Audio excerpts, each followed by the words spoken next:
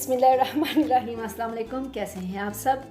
आज मैंने बनाया है बहुत ही मज़े का सालन जो कि है मटन शोरबा। और ये बहुत ही आसान तरीके से आप देख सकते हैं, इसमें कहीं कोई प्याज नज़र नहीं आ रहा, कुछ एक्स्ट्रा चीज़ नज़र नहीं आ रही। ये बहुत ही मज़े की इसका शोरबा बना है। तो चलिए शुरू करते हैं हम आज की मज़ेदार सी रेसिपी। प्रेशर कुकर में मैं डाल रही हूँ तकरीबन 3 पाव के करीब मेरे पास है मटन, जिसको मैंने बहुत ही अच्छे तरीके से वॉश करके इसको टोकरी में रख दिया ताकि इसका जो एक्स्ट्रा पानी हो बिल्कुल निकल जाए। तो साथ ही इसमें शामिल करूँगी मैं 2 अदद प्याज मीडियम साइज़ के। जो शोरबे वाला सालन होता है इसमें प्याज जो है वो बहुत ज़्यादा नहीं डलते, बस नॉर्मल से डालते हैं। और साथ ही इसमें जाएगा 2 टेबल स्पून अदरक लहसुन का पेस्ट। अच्छे से इसको साफ़ कर लेते हैं चम्मच के साथ। और साथ ही इसमें मैं शामिल कर दूँगी, यहाँ पर मेरे पास है बड़ी इलायची 2 ब्लैक कलर की और 1 टुकड़ा दालचीनी का। ये मीट में बहुत ज़रूरी होता है, गोश्त में। और साथ ही इसमें शामिल कर दूँगी मैं 3 अदद मेरे पास कटी हुई सब्ज़ मिर्च है, वो मैंने इसमें ऐड कर दी है। तो ये मेरे पास है 1 मीडियम साइज़ का टमाटर। शोरबे में ना ही तो ज़्यादा प्याज डलते हैं और ना ही ज़्यादा टमाटर। तो यहाँ पे मैंने हाफ़ टेबल स्पून लाल मिर्च का पाउडर और हाफ़ टेबल स्पून ही मैंने इसमें डाल दिया है नमक। तो साथ इसमें शामिल कर दूंगी मैं 1 टीस्पून के करीब हल्दी पाउडर का और 1 टीस्पून इसमें डाल दिया है मैंने ज़ीरा पाउडर। और 1 कप भर के 1 मग भर के मैं इसमें डाल दूंगी पानी। और पानी आपने इसमें बहुत ज़्यादा नहीं डालना, क्योंकि हमने उतना से डालना जितने में हमारा जो मीट है वो गोश्त है वो अच्छे से गल जाए। तो मिक्स करेंगे सबको अच्छी तरह से।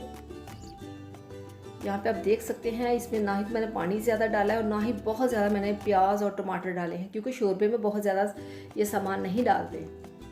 यहाँ पे इसको कवर कर देंगे प्रेशर कुकर को। तकरीबन अच्छे तरीके से आपने इसको लॉक करना है, इस तरह से। इसको मैंने लॉक कर दिया है। अब इसको चूल्हे पर रख देते हैं वेट लगा के। तो इसको हमने यहाँ पर पकाना है तकरीबन 15 से 16 मिनट।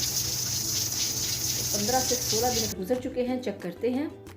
बिस्मिल्लाहिर्रहमानिर्रहीम। सबसे पहले इसको नीचे करते हैं, क्योंकि इससे पता चल जाता है कि इसके अंदर जो भाप थी वो काफ़ी ख़त्म हो चुकी है। इसको खोलते हैं। बिस्मिल्लाहिर्रहमानिर्रहीम।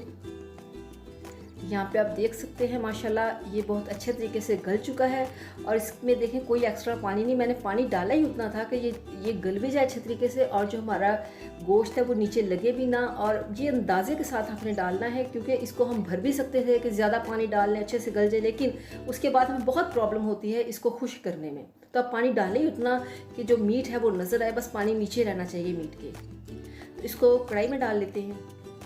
तो इसको अच्छे से मिक्स करना चाहिए इस स्टेज पे, ताकि जो मसाले हैं जो इसमें प्याज हैं वो अच्छे से गोश्त के साथ जो लगे हैं वो अच्छे से इस तरह से बिल्कुल बारीक हो जाते हैं और बिल्कुल इसका एक दाना भी नज़र नहीं आता फिर। तो यहाँ पे कढ़ाई को मैंने चूल्हे पर रख दिया है।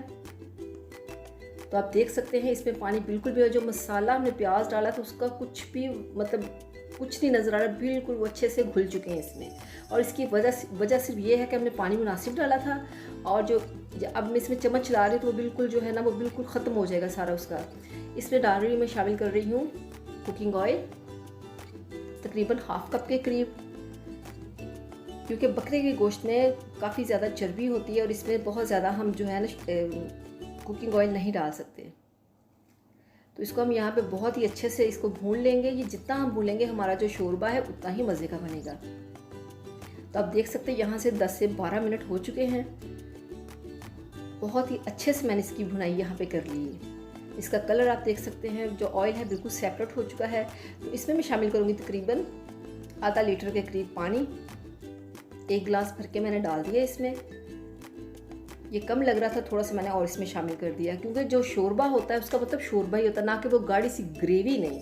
जो ग्रेवी होती है वो थोड़ी सी गाढ़ी होती है और शोरबा टाइप ही होती है, लेकिन जो स्पेशल शोरबा रेसिपी है उसमें जो आपका शोरबा है वो ऐसा ही होना चाहिए, थोड़ा पतला होता है, वो मज़े का लगता है। तो यहाँ पे मैंने इसमें ऐड कर दिया है काली मिर्च का पाउडर तकरीबन 1 टीस्पून। इसको मिक्स करेंगे यहाँ पे अच्छे से। और इसको हमने इतना पकाना है कि जो पानी का कच्चापन है वो बिल्कुल ख़त्म हो जाए। पानी इतना डालना है कि अगर आप 10 से 5 मिनट इसको पकाते हैं तो आपका शोरबा जितना आपको चाहिए उतना होना चाहिए। तो इसको 10 मिनट के लिए नॉर्मल आंच पे आपने रखना है यहाँ पे। तो चेक करते हैं 10 मिनट के बाद। बिस्मिल्लाहिर्रहमानिर्रहीम। यहाँ पे आप देख सकते हैं माशाल्लाह जो पानी है वो पक चुका है। इसकी ये सबसे बड़ी पहचान इसकी ये होती है कि जो इसके ऊपर जो बबल होते हैं ना, मतलब जैसे झाग होती है, वो बिल्कुल नहीं होती। लेकिन अगर आपके शोरबे के ऊपर झाग झाग महसूस हो रही है ना, बबल और चीज़ होती है, लेकिन अगर झाग महसूस हो रही है उसका मतलब है कि अभी शोरबा और ये पानी है वो भी कच्चा है। तो यहाँ पे आप देख सकते हैं अल्हम्दुलिल्लाह बिल्कुल पक चुका है ये।